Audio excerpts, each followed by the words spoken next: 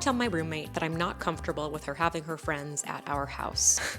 I'm laughing in solidarity with you, but I worry they don't understand the social etiquette of asking our thoughts about moving so close by. This is just like a classic, what the am I supposed to do? Like, am I crazy for having this reaction? No, I don't think you're crazy, but would I be crazy to say something? And I think the answer is Hello, Hazelnuts, and welcome back to the Hello Haze podcast. In today's episode, we are talking about one of the things that might have the biggest power to make or break our well-being, and that's your living situation. When I think back about my life, honestly, some of the most tumultuous periods have kind of been defined by where I live, or exacerbated by where I live, maybe is the right way to say it. Living in the wrong place for me at the time has made me feel terrible about myself and my ability to feel better. And then at the same time, I've also had situations where I thought I was in a bad living situation and it turned out to be the greatest living situation ever. We're actually not talking about that in this podcast episode, but I have two stories that immediately came to mind there, which I guess just goes to show how much there is to say about this topic, about where we live and how it impacts us. So I'm curious to hear what you guys think about this episode, and if there are more questions that come up or more situations that you're curious in, we should definitely talk about those in future episodes, like my brain right now. This always happens like this. This is the sign of a good topic, I think. When you start your unscripted introduction and your brain just starts to think about all of the things you could talk about that you're not planning to talk about, and maybe that's where I developed the skill of reeling it in. But hey, I feel like this podcast is an intimate place. You guys can follow my trains of thought, right? We got 3 letters today, per usual. In our first, we're talking about moving out of a family member's home and dealing with some of the grief and uncertainty that comes with that type of change. We're also talking about setting boundaries with people who live nearby and perhaps want to move closer to you and you're feeling like, they're infringing on your space. And then lastly, we're talking about feeling uncomfortable in your own home and kind of some friendship challenges and how to deal with that feeling of being an intruder in your house, which, arguably is the place where you should feel most safe.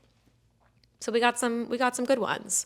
I'm going to take a sip of my water because my throat's a little parched. My eyes are doing a little bit of a twitch thing, but we're going to move on through. Let us begin. All right, letter 1. Hello, Hayes. How do I keep my relationship with my family even after I move out? I'm 23 and have been living with my cousin, who's 33, for the past year since my mom died. At first, it was just supposed to be a few weeks while I was still grieving and trying to make my mom's hoarder house a bit more livable. Various things have popped up during that time, though, meaning I couldn't move back into the house until about 3 weeks from now. During all this time, my cousin's been extremely welcoming and supportive, and we spent a lot of time together. She's even brought me to birthday parties and Christmas with her friends and makeshift family. Before my mom died, I would only see her 1 or 2 times a year at most. I know it's time for me to move out, and I don't want to overstay my welcome, but I'm scared about what our relationship will turn into. She's typically very independent, and I don't want to continue to be a clingy bother, but I really value how close we've become. I'm scared of being alone, of not having her. How do I keep a relationship going that works in our new circumstances? Yours, clingy cousin. First of all, clingy cousin. You don't sound clingy to me, but that's not what I wanted to say. I first just wanted to say I'm so sorry to hear about your mom. It's so hard to lose your mom so young, and I'm giving you a hug through the phone. If a hug's not your thing, just know that I'm sitting with you. I'm sitting with you in that, and reading about how after the fact, after your mom died, not only are you dealing with the new reality that your mom is gone, but you're also having to tap into logistic mode. And you said I'm trying to get their hoarder house a little bit more livable, that you have to deal with all of your mom's stuff and paperwork. And you didn't say paperwork, but that's kind of where my mind's going. It's been an interesting thing to learn about death and loss, how there's the loss.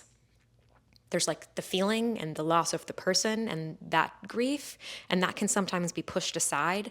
because like the logistics of dealing with the aftermath of their death become more pertinent. And in that way, grief just kind of gets like pushed to the side, and you're not like yet allowed. I've heard and experienced how you're not like yet allowed to grieve until you've kind of dealt with all the other like adult stuff. And for a 23-year-old, that's a lot of responsibility. It's a lot of weight to hold. And I see you, and I can imagine how hard that's been. So I'm so sorry. I'm so sorry for your loss and for everything that's come with that.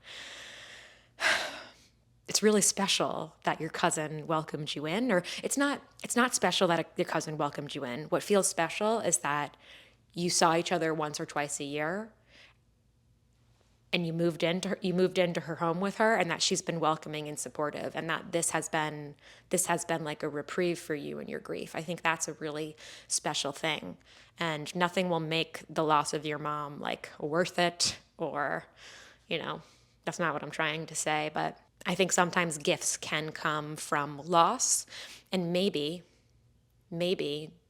this new relationship, this deepening relationship with your cousin can be a light, maybe a present that your mom has left for you.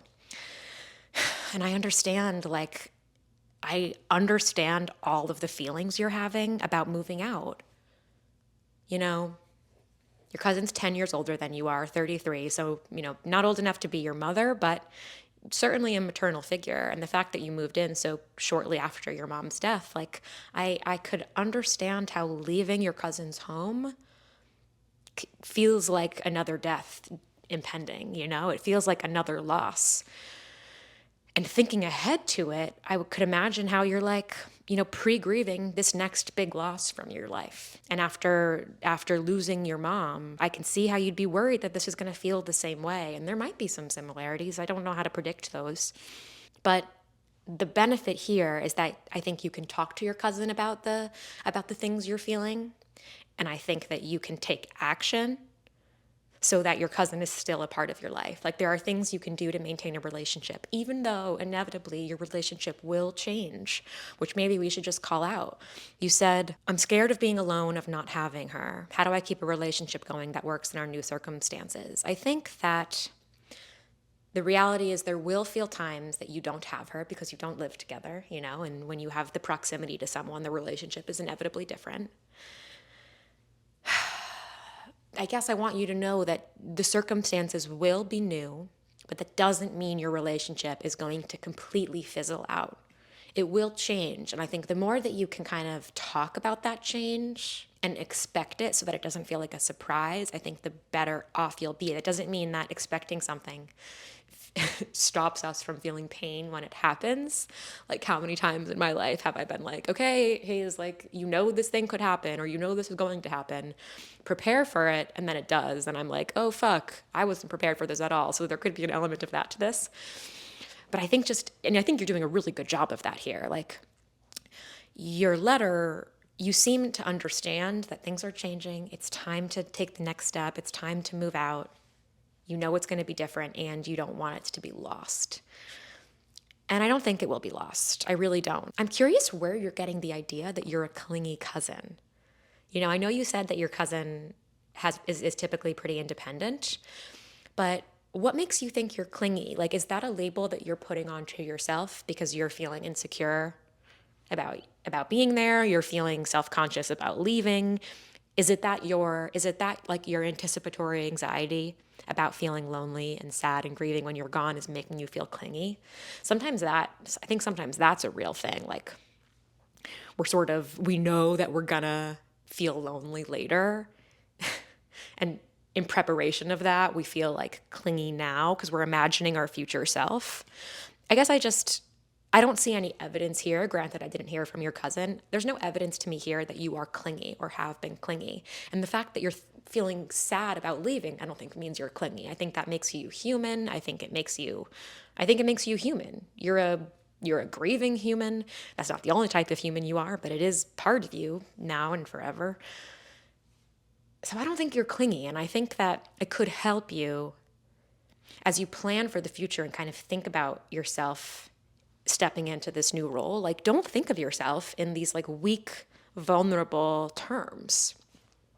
You are not clingy. You have needs and you want to be connected to family, but you yourself are not like a clingy, needy being, right? There's a difference between being needy and having needs. And even it's okay to be needy sometimes. Like, I'm for sure needy sometimes, and Brian can't hear me, hopefully. I told him to put on his headphones while I'm recording this podcast so that I don't get in my head. But if he could hear me saying that I'm needy sometimes, I'm sure he'd either be like nodding his head or like rolling his eyes and laughing. Sometimes, granted, in like a partnership, maybe it's a little bit different, but I will sometimes be like, I'm feeling needy right now. Can you support me? Like, can you help me in X way? And he'll either say yes or like, not right now, but I can in an hour or whatever. All of that's to say, you have needs, you are not needy, but it's okay to be needy sometimes. I guess I'm trying to differentiate like your neediness being the totality of who you are versus like something you step into every now and then for good reason. I think that your feelings here are definitely something that you can talk to your cousin about. So, how would I communicate this? I would probably, in my own words, try to express that A, I'm sad to leave. B, how grateful I am and how much I've actually enjoyed this time together. Like, I would really want to make sure that my cousin knows how much I've valued this and how it's taken the hardest time in my life and made it into something where I was still able to find joy. Right? That's a hard thing about grief. Like, you're living in grief, you're living in a world where your mom is gone, and yet you are still living and you are still finding moments of laughter and friendship and community and hope and optimism. And your cousin has been a part of giving that to you, right? Your cousin has been a part of you finding that like zest for life, willingness to keep going. And I would want to express my gratitude for that. Not just because I want her to know I'm thankful, but because I think sharing that type of gratitude with someone, it has like both a positive effect. It has a positive effect for both people, not just the person expressing, or not just the person receiving. Like, I think for the two of you to have that moment of like, wow, we've had a big loss, and that loss fucking sucks. But we also had this year together, and it's meant so much to me. And I'm so grateful. And I'm sure she'll say that it's how much it's meant to her too. And then, after saying I'm sad to leave, expressing my gratitude, I think I'd also try to like set my intentions with her. I would explicitly say, even though I'm moving out, I want to continue to have a relationship. I would say that. I want to have a relationship with you. And I think be curious and open to how that relationship will evolve. I think it could look like texting, they're really basic things. And I don't want to say them and like have you roll your eyes. Like, well, obviously I know I can text Hayes, but like, you're going to begin a relationship with your cousin now that is new because it's coming on the heels of this time you spent living together. So you're never going to go back to how you were with your cousin before you had this year together. You just can't, because we can't go back in time. You're starting a new relationship given what's happened. And I think that if you put in some effort into sending her memes that make you think of her, or videos, texting her to check in, seeing if she wants to get dinner, breakfast, whatever, go for a hike, depending on where you live, like showing your interest after already having a conversation and setting your intentions, I think that will start to put some of this togetherness that you want to have in motion. I don't know if you live far away. Did I miss that on your letter? Now, if you do live far away, because that takes away some of like the hiking or getting breakfast and stuff, I think that you, when you two talk, you kind of establish, are you like a FaceTime person? Are you a phone call person? If you're 23, you might not yet know what type of communicator you are. I don't mean that I'm saying that based on my personal experience. Like, when I was 23, I didn't really FaceTime or phone call people because I still lived near most of my friends. I lived away from family, and then I probably was like FaceTime and video. Anyway, as I've gotten older and I've moved away from a lot of people, I've had to figure out like the best ways to communicate with different people in my life. So if you two live far away, you might have to have that type of conversation, and there's going to be a little bit of a trial and error period. But I think that a lot of your fear will be alleviated when you talk to her, when you share some of this. Given how you're describing your relationship with your cousin, I think that she'll be just as welcoming and supportive of that conversation as she's been to you the whole time you've lived together. Please keep me posted. I'm sending you all the love. Thank you for writing in. Next up, hello Hayes. How do I tell my boyfriend's brother not to move into our apartment complex? My boyfriend and I have been together for the last 6 years and have been living together for 4. His brother lives about 30 minutes away from us with his girlfriend, and we all like spending time together. Their lease is ending soon, and they've begun touring apartments in our city. They recently expressed that they're most interested in a floor plan that is in our exact apartment complex. Given that the complex is relatively small, I'm now confronted with uncomfortable feelings of not wanting them to live so close by. For reference, this floor plan exists just units away from us, and one might become available when they're ready to move. My question is, do we have the right to tell them not to move into our community? I understand it's ultimately their choice, but I worry they don't understand the social etiquette of asking our thoughts about moving so close by. We would feel so crowded. I would love any hot takes on this, or ways to approach the conversation, and overall reframing on how I should feel. Yours, not your neighbor. Oh my God. Oh God.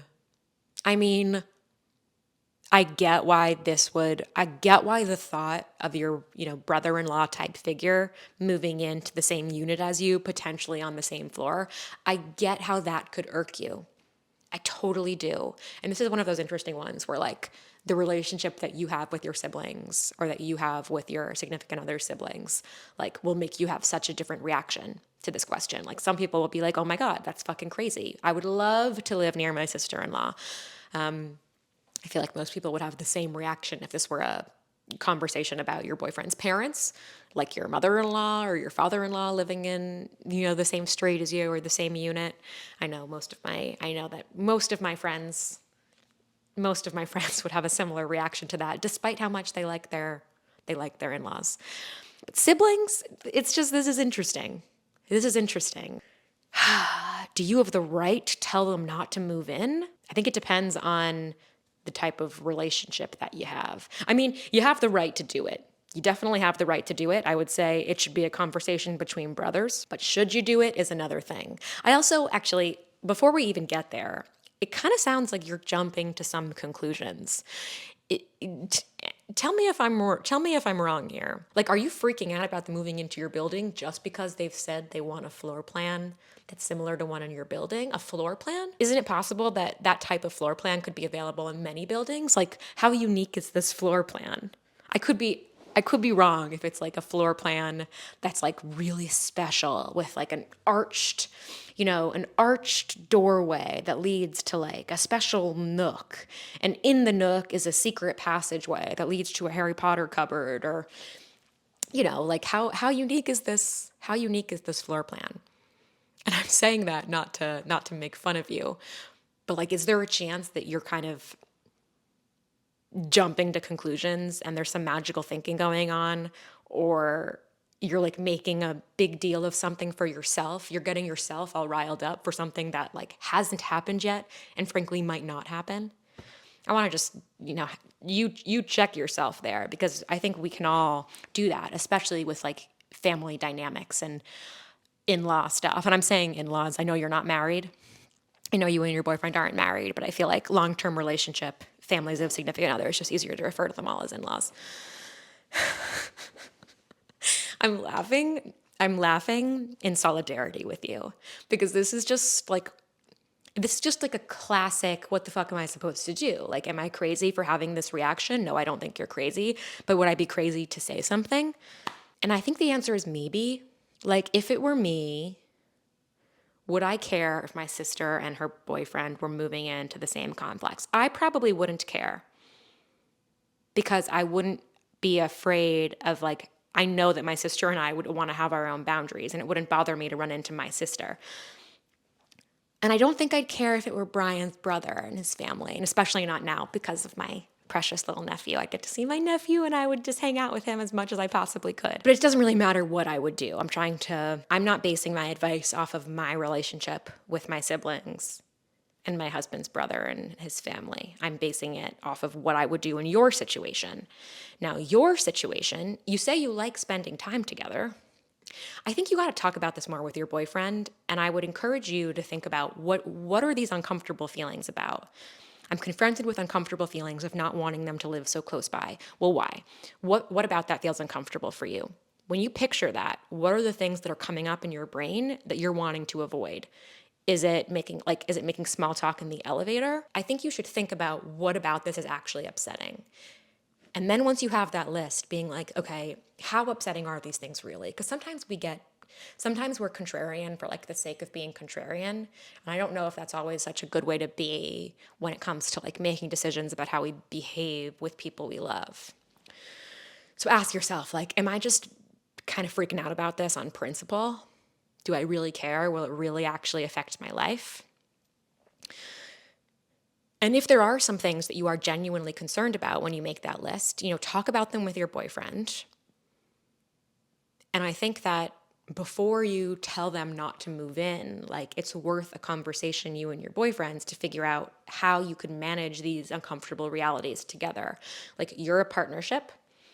And there are some things that you might need to be flexible on and others that you could plan in advance for how you might handle the situation. Like maybe if your boyfriend's brother and girlfriend move in, your boyfriend can take the responsibility of like telling them that you have plans sometimes if one of the things you're worried about is that every Friday night they're going to want to come over.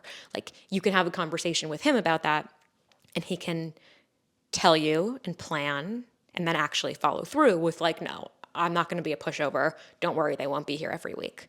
Now, your boyfriend. Maybe your boyfriend is a pushover, and one of the things you're scared about is that he won't be able to say no. I don't know. You got to talk about that. You mentioned the social etiquette. You said, I worry they don't understand the social etiquette of asking our thoughts. I agree. Like, it's such a weird one.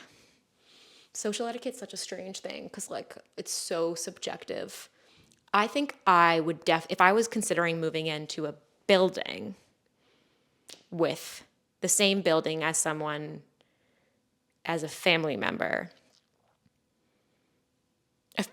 I probably would be like, do you think this is going to be weird? How do you feel about this?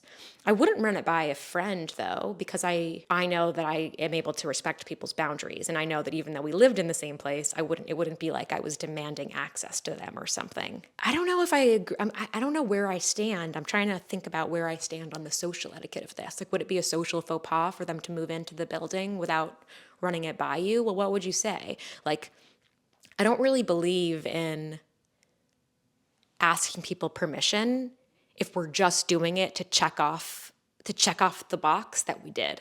Like, only ask if you genuinely care about the other person's opinion and are willing to change your decision based on their opinion. So if the brother says to, if the two brothers chat and the brother, your boyfriend's brother is like, hey, Sam, Clara and I are thinking about this. Like, what's your take? Like, we really aren't bought in either way.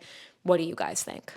And then Sam, your boyfriend, I don't know if that's his name, could say, actually, I think it would be better if we don't live in the same building. Like, I think it would be better because then I think it would be better. I don't know. Your boyfriend can figure out how he wants to say that based on his relationship with his own brother. But just to ask you, like, if you have kind of a surface level relationship and they're just asking you to be polite, I don't really think that's necessary. I don't think you need to ask that just to be polite. Ask it because you genuinely want to have a conversation and make a decision together. And if they do actually want to move into your building, you have two choices. Maybe depending on the type of relationship the boys have, like your boyfriend can be like, by the way, like, don't move into our building. I think that would be weird. I think some siblings can talk that way to each other and can say that. Your boyfriend should know best based on his relationship with his brother if that's how they are. Maybe three choices. Boyfriend can bring it up to the brother and say, please don't move in. Boyfriend can bring up to the brother, we're so excited for you to move in. No, I wouldn't even do that. I was going to say he can bring it up and like talk about some of the things you're concerned about, but I kind of think that you should just let this ride. Like, let this ride out.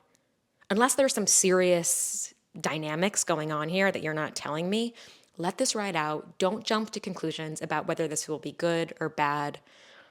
Talk to your boyfriend in advance, come up with a plan together, but I don't think you need to like push any of that on your boyfriend's brother and his girlfriend right now. Wait to see what happens. Why are we I think we're doing a little bit of fantasizing about things that haven't come true yet. So really curious to hear what everybody thinks about this one. I just got the nicest note from my friend McCall, who is one of the Hazelnuts and listens to the podcast. And I just posted something on my Instagram story about my 10-year anniversary with Brian is coming up. 10 years of dating, 4 years of marriage, but our anniversaries, those two anniversaries actually fall on like 3 days apart. Usually we just celebrate our wedding anniversary now, but since 10 years of dating is a big one, we're celebrating 10 years. And I posted on my Instagram story, like, I've been thinking about doing some sort of 10-year anniversary podcast episode.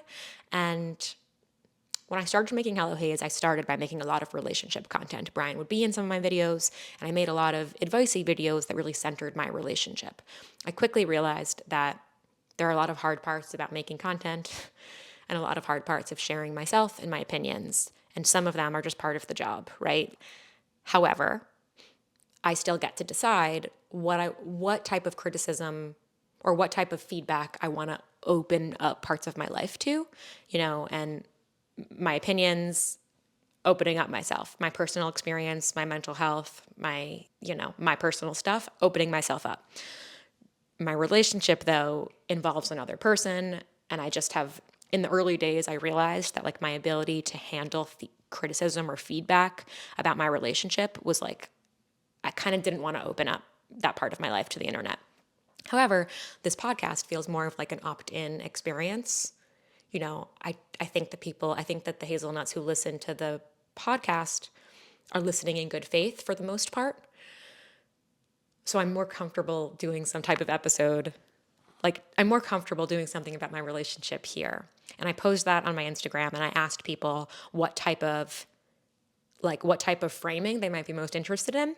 The 3 ideas I threw out were like 10 lessons from 10 years, the most pivotal moments of our 10 years together, or like a Q&A, Ask Rob and Hayes. And McCall, I just opened it up, and McCall said, all of them, please. I'm completely serious. I think you're so right about the opt-in experience of the podcast, and anyone who listens is so invested in your advice, life, love, etc., and cherishes your opinion. I'd devour an episode that covered any and all of these.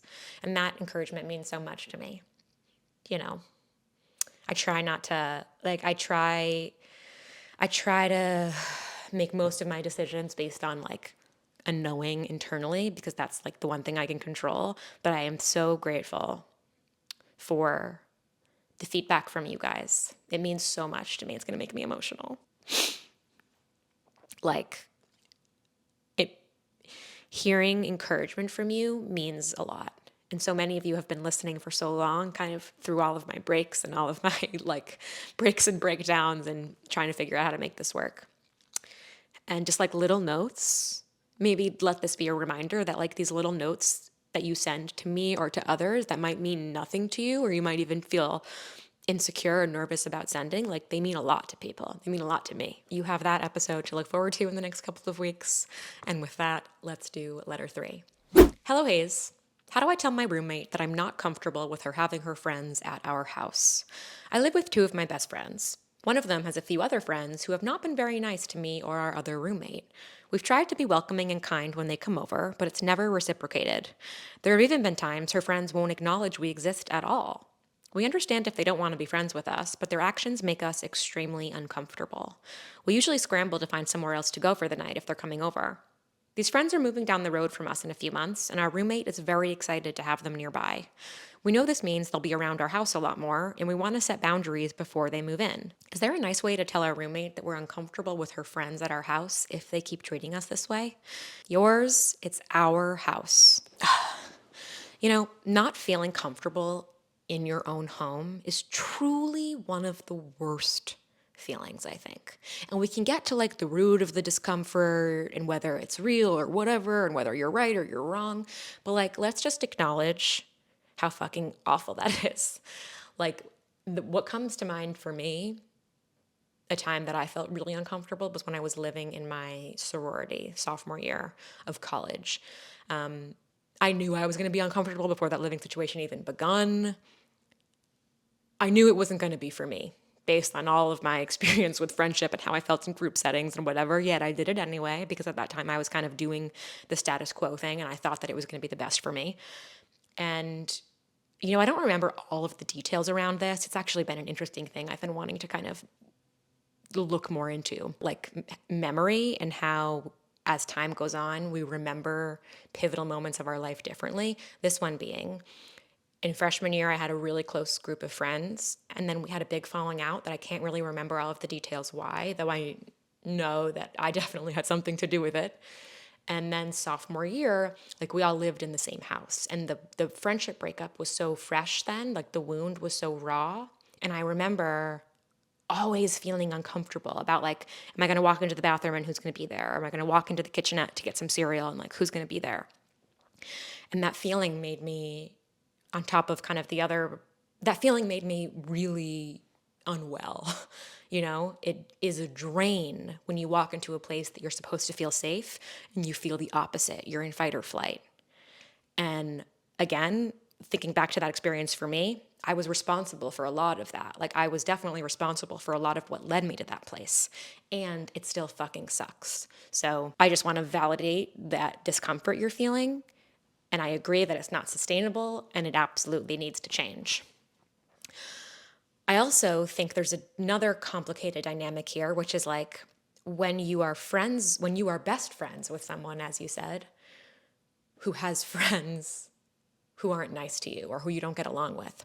In that same situation that I was describing from the sorority and friendship breakup year, one of my closest friends later in college was friends with these people.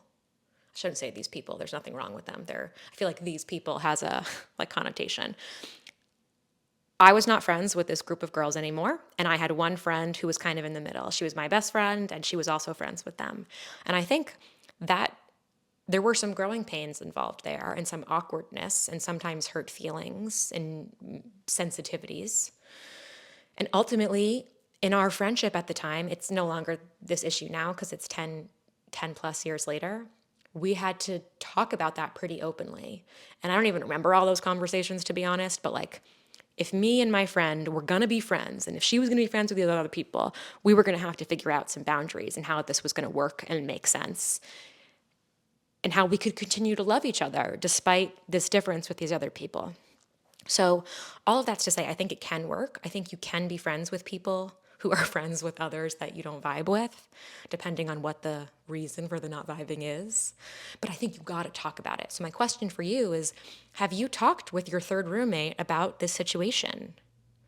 Does your roommate have any idea that you and your other roommate feel this way about those friends? I think you have to talk about the dynamic. I think you have to talk about it before jumping to, we want to set boundaries, she can't have them over. I don't think that's a good way to approach this, especially since this is like a 2-to-1 scenario. I think the 2-to-1 thing does make this kind of interesting. It doesn't make your feelings any less valid, but the framing of this story would be very different if you were one person and your other 2 roommates had a group of friends who you felt were mean to just you. You have someone else on your side here. Not that there are really sides per se, but like, you're not coming at this alone as a lone wolf, as the only one being excluded, which I think does put you in a little bit of a position of power, at least in the roommate dynamic, right? You might not feel powerful when these friends come over and ignore you.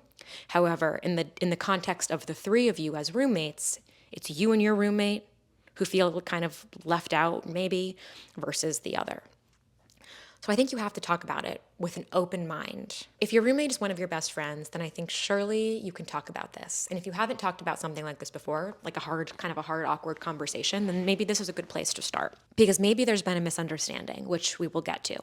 But you can only be open to misunderstandings or new solutions that you haven't thought of yet if you talk to your roommate and you include her in this problem-solving process, right? I want you to see your roommate and your best friend as a part of the solution here. It's not you and your roommate coming up with a solution and then telling it to your third roommate. The 3 of you are a team and you make decisions together based on what's best for the apartment unit, right? For the friendship unit of the 3 of you. So I think you could say something maybe like this. I wrote it down. I know you're so excited for so and so to move in next door, but I'm feeling a little bit nervous about it. When they're here, it sometimes feels like X. It sometimes feels like they ignore us, they don't want us to be here, and sometimes we feel like we need to leave the house. I don't want it to be this way though, because I know they're your close friends, and I want us to all feel comfortable in our house and feel like we can have friends over. Do you have any perspective on this? I want us to come up with a solution together. Something like that. I like that type of framing because it's being honest about how you feel, but it's not jumping to conclusions about a decision. It's not blaming your friend. It's asking for her perspective. Because I want you to be open. The reason I want you to frame it like that, kind of as open-ended as possible, is because I want you to be open to the possibility that you might be misinterpreting some of what's happening. Not that you're misreading your discomfort. Like, I trust that the discomfort you feel is very real, right? You know yourself and you know how you feel. But you might be misreading their intentions or their wrongdoings. Because what did you say? You said that you've been welcoming and kind and it's not reciprocated. It's like they don't acknowledge we exist at all. Their actions make us extremely uncomfortable. You scramble to leave for the night. What makes you scramble to leave your own place for the night when you also have a roommate, when you also have another friend there? I think it's worth it for you, even maybe before you talk to your roommate.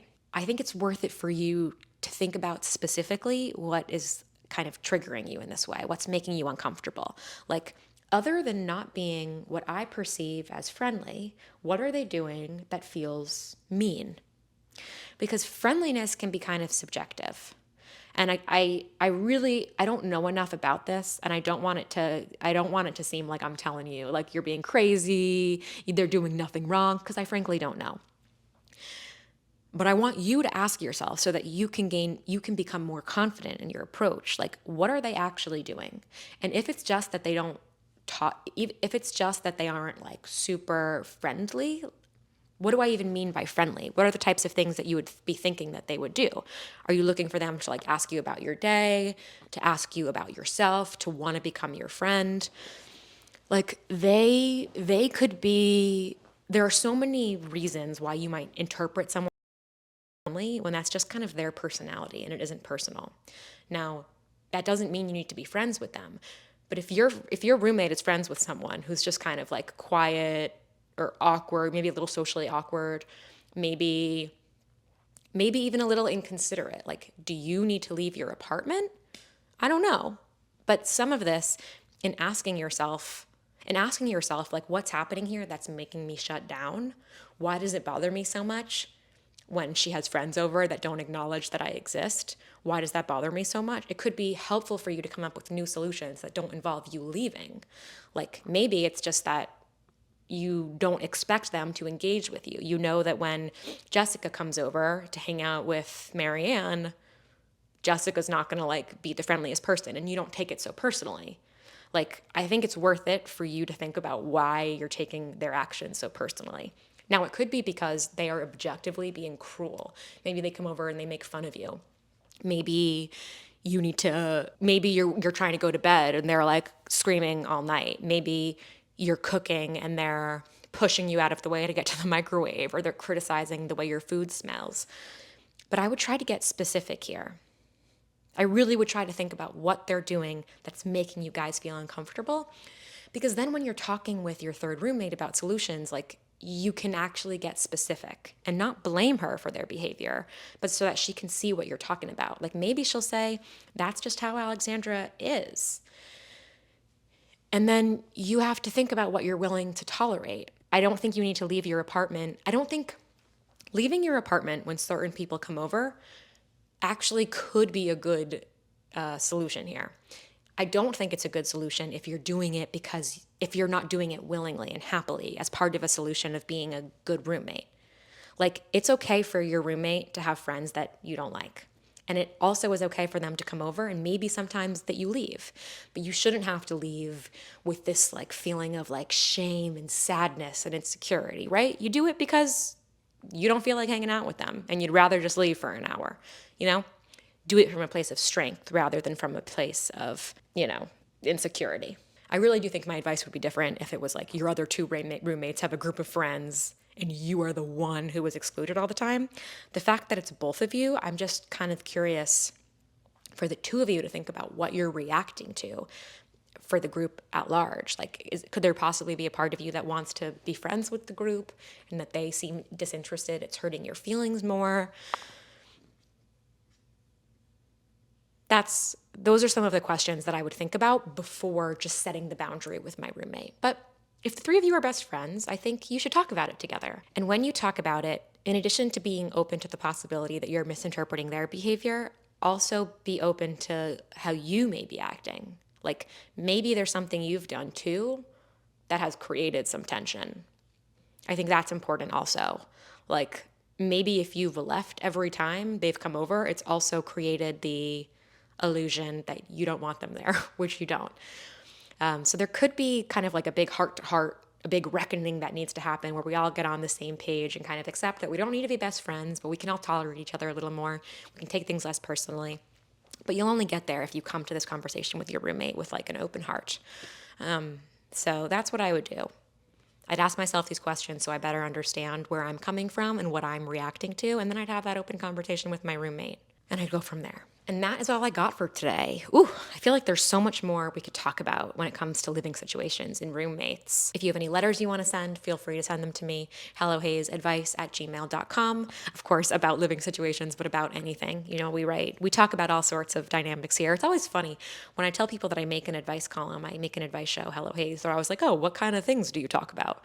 And I'm like, well, everything. And I guess that's kind of true. I know we talk a lot about friendship stuff, but we kind of talk about anything and everything here, which keeps it really fun for me, fun and inspiring for me. So thank you for listening. I will see you next week.